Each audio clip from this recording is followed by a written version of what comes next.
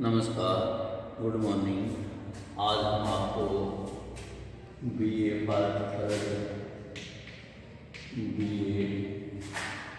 Third राजनीति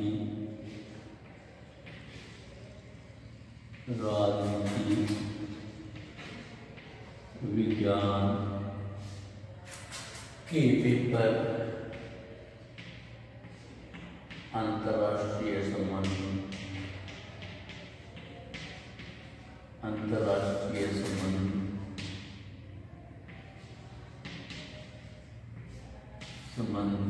के topic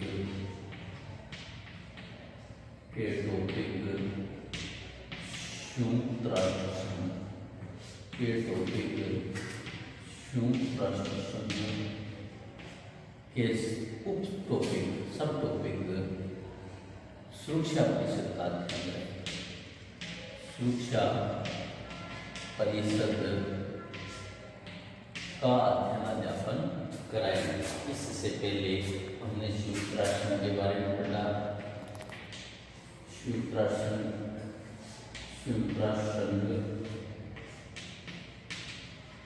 का अध्ययन किया। फिर हमने संयुक्त राष्ट्र का एक टॉपिक महासभा का अध्ययन किया। आज जो हम टॉपिक करेंगे वो संयुक्त राष्ट्र संघ का दूसरा महत्वपूर्ण अंग है, या हम यह भी कह सकते हैं कि सुरक्षा परिषद संयुक्त राष्ट्र का सबसे महत्वपूर्ण और सबसे शक्तिशाली अंग सुरक्षा परिषद है। हम सुरक्षा परिषद का अध्ययन करेंगे, सुरक्षा परिषद को समझाने की कोशिश करेंगे।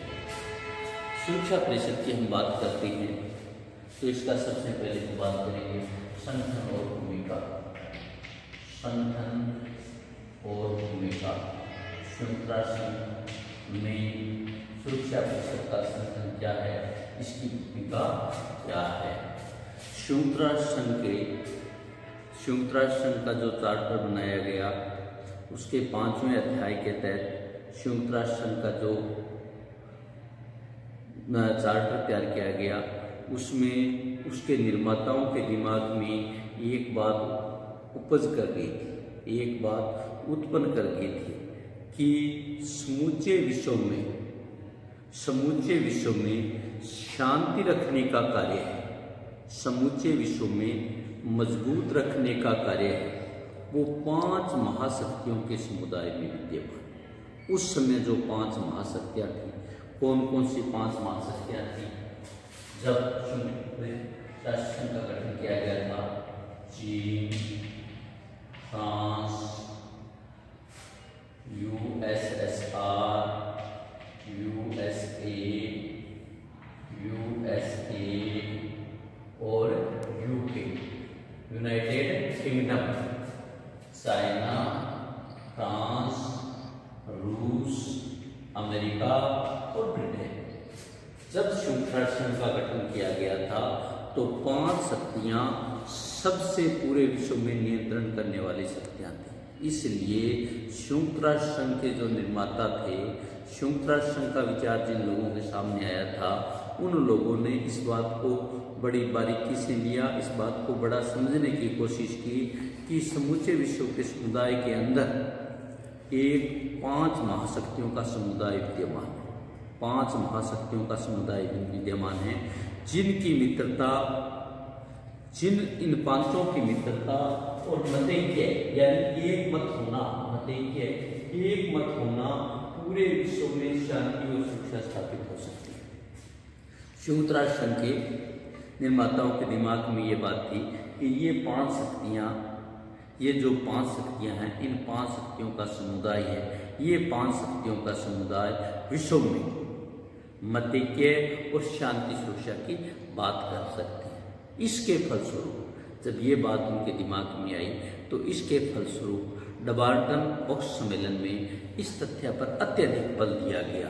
किस तथ्य पर अत्यधिक बल दिया गया कि इन 5 शक्तियों को शक्तिशाली स्थापित किया जाए और एक ऐसी कार्यपालिका अंग की स्थापना की जाए डरबाइन सम्मेलन में यह बात निश्चित की गई थी कि संयुक्त राष्ट्र संघ में एक ऐसे कार्यपालिका की स्थापना की जाए जिसमें ये 5 महत्वपूर्ण हो, जिसकी सदस्यता सीमित हो, एक ऐसा अंग हो जिसकी सदस्यता सीमित हो और जिनमें ये 5 राष्ट्र हैं।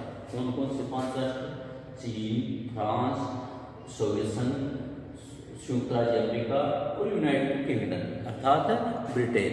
इन 5 को प्राथमिकता हो जो विश्व में शांति की सुरक्षा हेतु, जो विश्व की शांति की सुरक्षा हेतु सुरक्षा बल का दायित्व भी संपन्न हो, पुलिस बल का भी दायित्व संपन्न हो, जो अंतर्राष्ट्रीय शांति में एक सजग प्रहरी की भूमिका निभा सके, जिसका सत्र कभी समाप्त न हो। यानी ये 5 देशों का ये एक ऐसा अंग हो जिसमें सत्र कभी समाप्त न हो, कभी भंग न हो, शांति के संकट में सिद्ध हो सके। यानी ऐसा संगठन हो जो शांति के संगठन में सिद्ध हो सके, शांति भंग हो, आक्रामक कृत्यों का विद्यमान निर्णय लेने के निराकरण की तुरंत और प्रभावी कार्यवाही करने की सक्षम हो।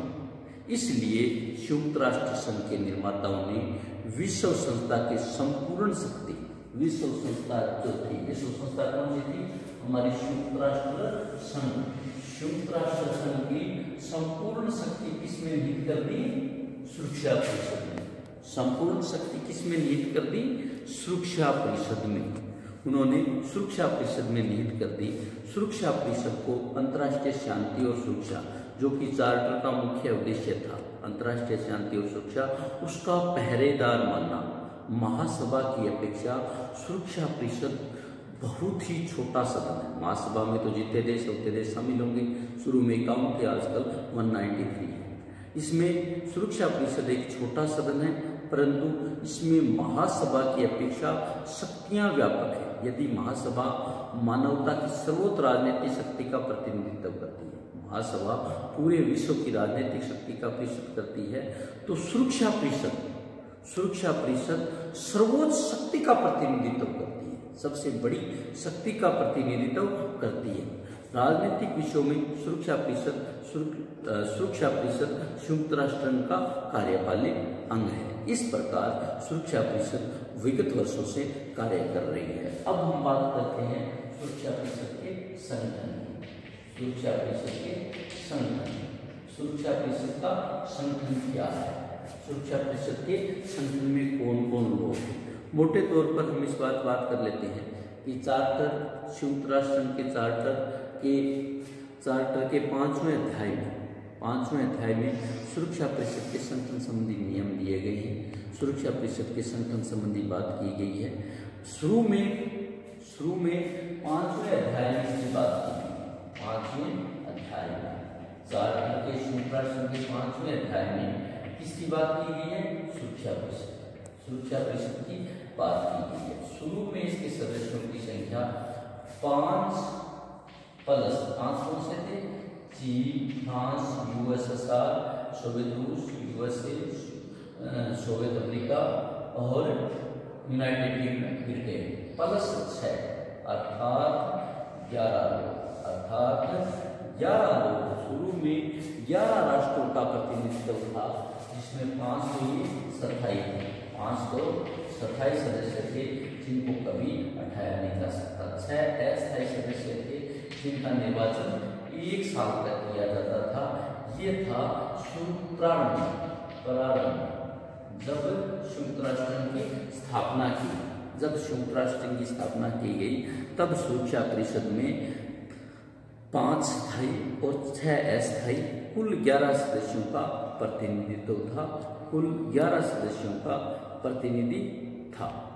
शुरू में इसकी सदस्य संख्या 11 रही, फिर इनकी सदस्य संख्या धीरे धीरे बढ़ा दी गई। धीरे बढ़ा के 1965 में इनकी सदस्य संख्या 5 + 10 अर्थात 15, 5 स्थायी और 10 अस्थायी। 10 जो अस्थायी सदस्य थे इनका निर्वाचन महासभा द्वारा किन से किया जाना था, ये भी समझने वाली चीज है। 10 में से 5 सदस्य एशियाई प्लस अफ्रीकी, 5 सदस्य जो 10 है उनमें से 5 सदस्य एशियाई और अफ्रीकी देशों में से थे, एशियाई और अफ्रीका के देशों में से थे। एक पूर्वी यूरोप, एक पूर्वी यूरोप के देशों में से, पूर्वी यूरोप के जो देश है उनका एक प्रतिनिधि होगा।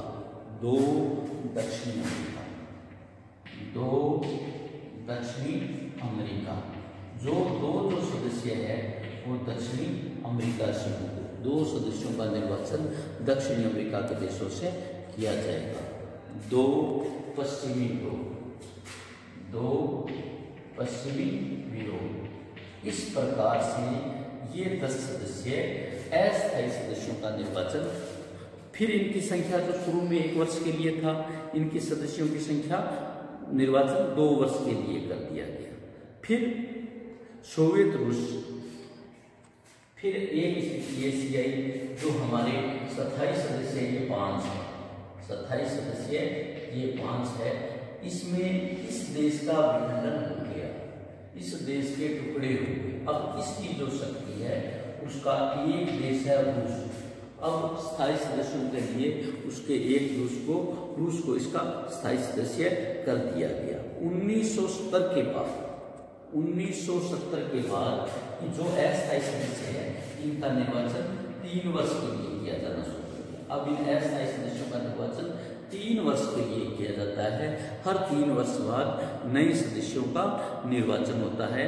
बारी बारी से सभी सदस्यों का निर्वाचन होता है। 14 नवंबर 1970, 14 नवंबर 1970, 14 नवंबर 1970 को जो तीसरी दुनिया के देश थे, जिनको हमने तीसरी दुनिया के मजबूत देशों की बात की, जिसको हम गुट निरपेक्ष आंदोलन कहते हैं।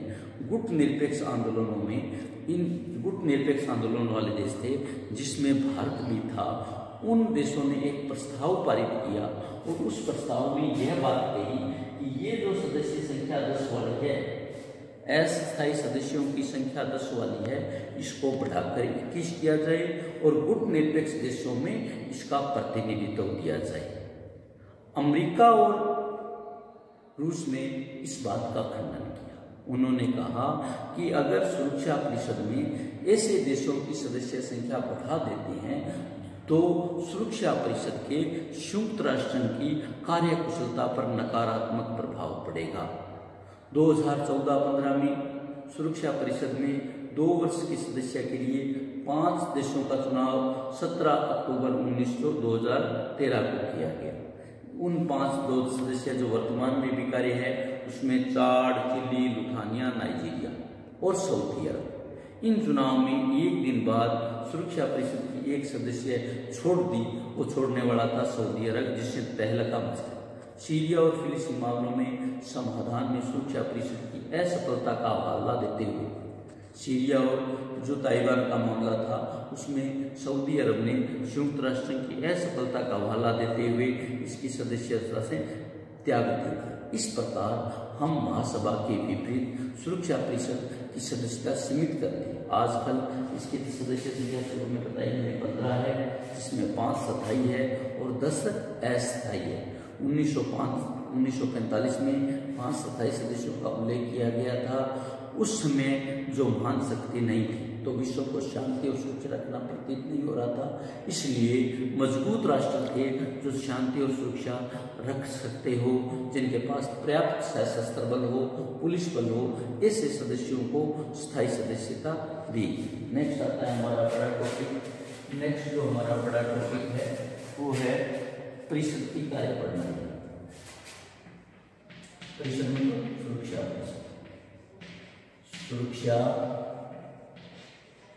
परिषद की कार्यप्रणाली। सुरक्षा परिषद की कार्यप्रणाली कैसी है? सुरक्षा परिषद की कार्यप्रणाली क्या है? सुरक्षा परिषद महासभा का जो कार्यकाल है वो हर बार मीटिंग होती है और हर बार 193 सदस्यों का सितंबर में सम्मेलन शुरू होता है जो क्रिसमस तक चलता है। किंतु सुरक्षा परिषद एक ऐसा निकाय है वो स्थायी रूप से कार्य करने वाला है, सदा रूप से कार्य करने वाला है, अर्थात स्थायी रूप से वह सत्ता रहती है। सुरक्षा परिषद के लिए अनिवार्य है, महासभा के लिए वर्ष में एक बार होता है। सुरक्षा परिषद के लिए हर 14 दिन में एक मीटिंग होती है। हर 14 दिन में एक बैठक होती है। सुरक्षा परिषद की हर 14 दिन में एक बैठक होती है और महासभा की जो बैठक है वो साल में एक बार होती है, विशेष परिस्थिति में हो सकती है। हालांकि ये एक बैठक भी है, अगर इस 14 दिन के मध्य में भी, इस 14 दिन के दौरान भी हमें ऐसा लगता है कि विश्व शांति और सुरक्षा को खतरा है, विश्व शांति और सुरक्षा के लिए स्थिति ठीक नहीं है, विश्व शांति और सुरक्षा को व्यवस्था को बनाए रखना जरूरी है, किस प्रकार से बनाया, तो 24 घंटे पहले सुरक्षा परिषद के सदस्यों को, 24 घंटे पहले सुरक्षा परिषद के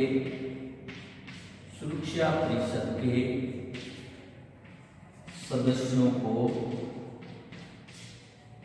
सूचना देकर, सुरक्षा परिषद के सदस्यों को सूचना देकर एक बैठक बुलाई जा सकती है। सुरक्षा परिषद में प्रत्येक राष्ट्र के सिर्फ एक प्रतिनिधि रहते हैं। इस परिषद में बैठक 15 सदस्य उपस्थित होते हैं, जिसमें गंभीर विषयों में विचार विमर्श और निर्णय देने की सुविधा होती है। सुरक्षा परिषद के प्रत्येक सदस्य का एक प्रतिनिधि मुख्य कार्यालय में बना रहता है। प्रक्रिया संबंधी कोई भी कानून है, प्रोसीडियल मैटर्स है, जिसमें हमें कानून गतिविधियों में निर्णय लेना है, तो उन गतिविधियों में 9 मतों का एक तरफ होना आवश्यक है। 9 मतों से प्रक्रिया प्रस्ताव पारित किए जाते हैं। 15 में से 9 मतों से प्रक्रिया प्रस्ताव पारित किए जाते हैं। 9 मतों से प्रक्रिया प्रस्ताव पारित किए जाते हैं और उन प्रक्रिया प्रस्ताव में 5 स्थायी सदस्यों का मतदान होना आवश्यक है। 5 स्थायी सदस्यों का आवश्यक है। 5 में से एक भी भाग नहीं लेता है तो वो प्रक्रिया प्रस्ताव पूरा नहीं होता। प्रक्रिया प्रस्ताव से मतलब हमारा आशय यह रहता है कि ऐसे मामले जिनकी सुरक्षा परिषद में बैठक के स्थान का निर्णय लेना, अंगों की स्थापना करना, कार्रवाई करना, सदनों की बैठक में सम्मिलन पर नियंत्रण करना, सभी विषयों को 9 मतों का स्थायी सदस्य होना जरूरी है और 9 में से 5 स्थायी सदस्य सहमत होने चाहिए। 9 में से 5 स्थायी सदस्य सहमत नहीं होने चाहिए। और सीधी सी हम एक बात करते हैं, सीधी सी हम एक बात समझने की कोशिश करते हैं। अगर इन 5 सदस्यों में से एक भी सदस्य भाग नहीं लेता है तो वही विटो होता है, वो निषेधाधिकार होता है। अब नेक्स्ट आता है हमारा कार्य और क्षेत्राधिकार। कार्य और क्षेत्राधिकार, सुरक्षा परिषद के कार्य क्या है, क्षेत्र क्या है, ये बात हम समझने की कोशिश करेंगे, ये बात हम जानने की कोशिश करेंगे। प्रमुख कार्य जो हमने शुरू में बात की कि विश्व की शांति और सुरक्षा को कैसे बनाया जाए, विश्व को शांति और सुरक्षा की दृष्टि से मजबूत कैसे किया जाए, तो उस बात को हमने समझने के लिए ये निश्चित किया था कि विश्व के जितने भी देश थे, उन्होंने एक बात को निश्चित किया कि ऐसे 5 सदस्यों को उसमें शामिल किया जाए जो पुलिस बल से मजबूत हो और शक्तिशाली हो। इसलिए जो मुख्य कार्य क्षेत्र है वो विश्व शांति और सुरक्षा है। इसके अंतर्गत संगठनात्मक कानून भी, संगठन में किसका निर्माण किया जाना है, ये भी सुरक्षा परिषद का कार्य है। इसके अलावा किस राष्ट्र को सदस्यता दी जानी है, किसी को नहीं दी जानी है, ये भी संयुक्त राष्ट्र सुरक्षा परिषद का कार्य है। महासचिव का जो चयन है वो भी संयुक्त राष्ट्र के संगठन सुरक्षा परिषद द्वारा किया जाता है। अंतर्राष्ट्रीय न्यायालयों के न्यायाधीशों की नियुक्ति है वो भी सुरक्षा परिषद के सदस्यों द्वारा किया जाता है। ये सब कार्य मिलकर किए जाते हैं, बाध्यकारी प्रभाव होते हैं। सुरक्षा परिषद अपने आंतरिक मामलों का निर्णय खुद लेती है, महासभा के संबंध में चर्चा करती है, सिफारिशें करती है, शांति सुरक्षा संबंधी प्रश्न उठाती है। केवल सुरक्षा परिषद ही ऐसा संघ का अंग है जो सुरक्षा को खतरा होने पर शांति भंग होने की आशंका पर किसी भी देश पर कठोर कार्रवाई कर सकता है। सुरक्षा परिषद यह निर्णय करती है कि किन परिस्थितियों में विश्व की शांति और सुरक्षा का खतरा है या शांति भंग हो रही है एवं किसी राष्ट्र में दूसरे राष्ट्र पर आक्रमण कर रहा है तो उसे कूटनीतिक, आर्थिक, सैन्य कार्यवाही का आदेश करने का अधिकार है। वो उस देश के खिलाफ सैन्य कार्यवाही कर सकती है, कूटनीतिक कार्य कर सकती है, आर्थिक कार्य कर सकती है और ये सब सदस्य चार्टर के अनुसार उपयुक्त निर्णय मानने के लिए लागू होंगे। नए सदस्यों का जो सदस्यता प्रदान करने में सुरक्षा परिषद महासदस्य की अपेक्षा निर्णायक अधिकार है। सदस्यता प्राप्त करने के लिए किसी भी देश को संयुक्त राष्ट्र संघ के महासचिव के समक्ष आवेदन करना होता है, जिस पर सुरक्षा परिषद में विचार हेतु भेजा जाता है। सुरक्षा परिषद अपनी राय देके समिति के पास स्वयं उस देश की पात्रता पर विचार करते हैं, जिससे बहुत विशिष्ट परिस्थितियों में संतुष्ट होकर महासभा अपनी सिफारिश भेज देती है। सुरक्षा परिषद उपयुक्त परिषद के सभी सदस्यों पर सहमति पर आधारित है। संयुक्त राष्ट्र संघ सुरक्षा परिषद पर ही महासभा पर नियुक्ति किया जाता है। स्थायी सदस्यों के आधार पर सुरक्षा परिषद के अंत में निर्णय जाता है। सुरक्षा परिषद शांति एक उद्देश्य माना जाता है, विवादों का प्रस्ताव किया जाता है। इस प्रकार सुरक्षा परिषद शांति के लिए कार्य करती है। इस प्रकार संयुक्त राष्ट्र की सिफारिश के बिना कोई किसी भी देश पर अनुशासनात्मक कार्रवाई नहीं हो सकती, किसी भी देश की सदस्यता निरस्त नहीं की जा सकती, किसी भी देश को सदस्य से वंचित नहीं किया जा सकता, किसी भी सदस्य देश को उसके अधिकारों से वंचित नहीं किया जा सकता। किसी सदस्य ने संयुक्त राष्ट्र संघ की सदस्यता छोड़ दी है तो पुनः शामिल करने का अधिकार भी संयुक्त राष्ट्र संघ का तरीका है। और संयुक्त राष्ट्र संघ जिन सदस्यों का समर्थन करती है उसके संयुक्त राष्ट्र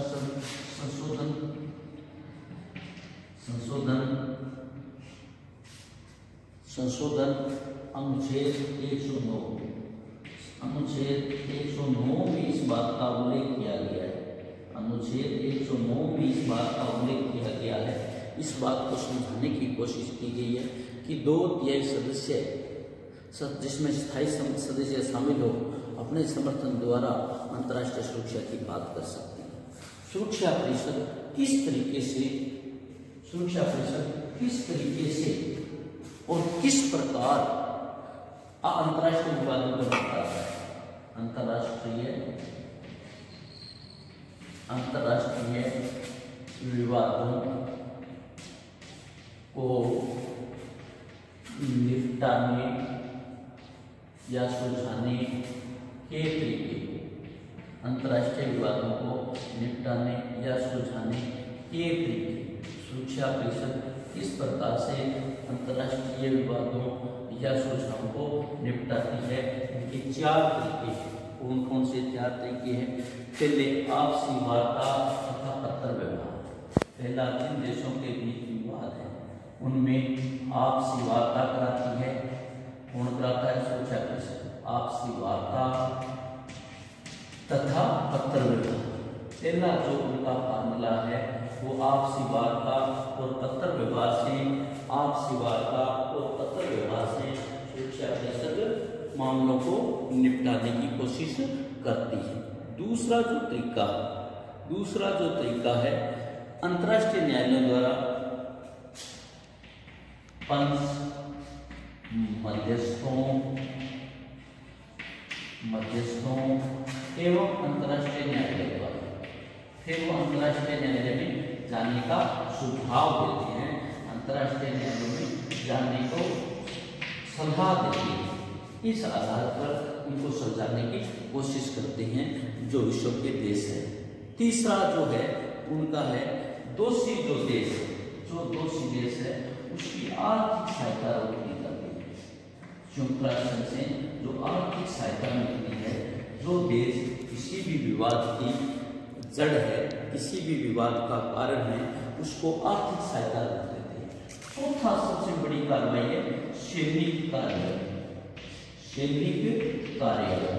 अगर ऊपर वाली तीनों बातों से कोई देश नहीं मानता है, ऊपर वाली तीनों बातों से कोई देश सहमत नहीं है, जो अंतर्राष्ट्रीय शांति और सुरक्षा के लिए खतरा है, तो सैनिक कार्रवाई की जाती है। इस प्रकार हमने सुरक्षा परिषद के 3 संगठनों की बात की, 3 टॉपिकों की बात की। संगठन, सुरक्षा परिषद की कार्यप्रणाली और अंतर्राष्ट्रीय विवादों का निवारण। संगठन का मैंने बताया शुरू में 5+6 सदस्य थे, 11 थे, और फिर हमने इसके संगठनों के सदस्य 1965 में जाके 5+10 कर दी। शुरू में इनके अस्थायी सदस्यों का कार्यकाल 6 वर्ष था, बाद में इनका कार्यकाल 2 वर्ष कर दिया गया। इस प्रकार से एक इसमें बात महत्वपूर्ण हो जाती है कि 14 नवंबर 1970 को जो गुटनिरपेक्ष देश थे जिसमें भारत भी शामिल था, उन्होंने संयुक्त राष्ट्र संघ के अस्थायी सदस्यों की संख्या 21 करने की बात कही, जिसमें गुटनिरपेक्ष देशों को पर्याप्त प्रतिनिधित्व मिल सके। इसके 27 सदस्य चीन, फ्रांस, सोवियत रूस, सोवियत संघ अमेरिका और यूनाइटेड किंगडम। और जो अस्थायी सदस्य है उसमें 5 एशिया अफ्रीका के, 1 पूर्वी यूरोप के, 2 दक्षिणी अमेरिका के और 2 यूरोप के। और इसकी जो कार्यप्रणाली है उसमें 9 लोगों का मतदान होना जरूरी है। अब सुरक्षा परिषद कार्यप्रणाली आती है, इसकी 14 दिन में एक बार बैठक अनिवार्य होती है। विशेष परिस्थिति आती है तो 24 घंटे की सूचना पर बैठक की जा सकती है। इसमें जो मत प्रक्रिया प्रस्ताव है, कोई कानून पारित होना है, उसके लिए 15 में से 9 सदस्यों का होना जरूरी है। और 9 में से 5 स्थायी सदस्यों की सहमति जरूरी है। अगर 5 में से 1 भी नहीं होता है तो वो कानून प्रारूप नहीं करता है। फिर से आता है इसका कार्य और विस्तार। कार्य और जो क्षेत्राधिकार है जिसे विधान संशोधन अनुच्छेद 109 में दिए गए हैं, और वो कार्य और क्षेत्र है जो संयुक्त राष्ट्र संघ के कार्य है।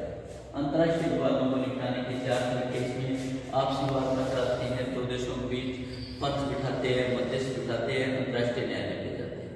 आर्थिक सहायता रोक दी जाती है, कोई देश नहीं मानता है, और फिर ऊपर वाली 3 चीजें नहीं मानी जाती है तो संयुक्त राष्ट्र संघ द्वारा सैन्य कार्रवाई की जाती है। थैंक यू, धन्यवाद।